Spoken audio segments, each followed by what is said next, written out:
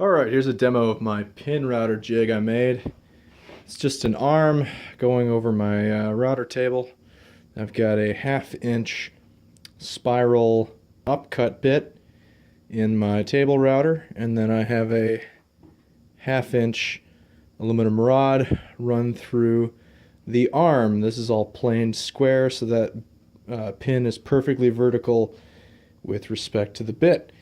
I center it right over the top of the bit by just dropping it down into the collet, although I had to do a little fine tuning afterward. I don't know if it shifted or whatever. And I'm going to demo on this guitar neck I'm working on. This is a headless thing.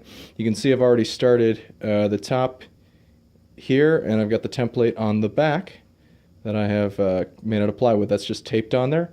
And I just raise the bit a little bit with each pass, and it just cuts away here. I've already slotted it and measured everything. All I got to do is flush trim this the rest of this neck bit away.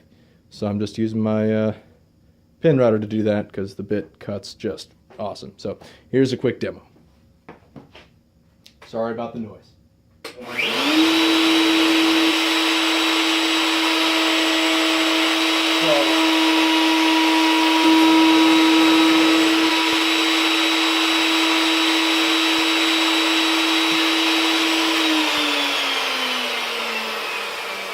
So, as hopefully you could see there, the pin just rides along the template on top, and the bit is exactly opposite it, so it makes the cut just the same as the template, but on the other side. So you can use this to quickly and accurately mill just about any shape you can make a template out of. So I'll do the whole pass now.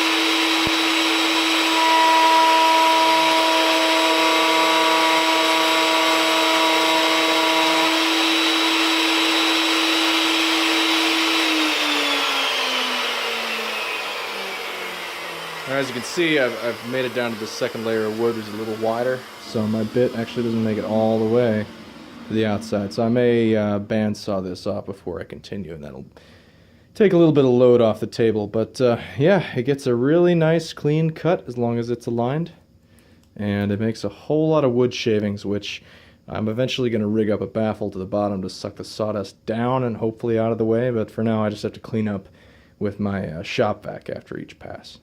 But yeah, works pretty good. Very easy to make. Definitely a good project to do.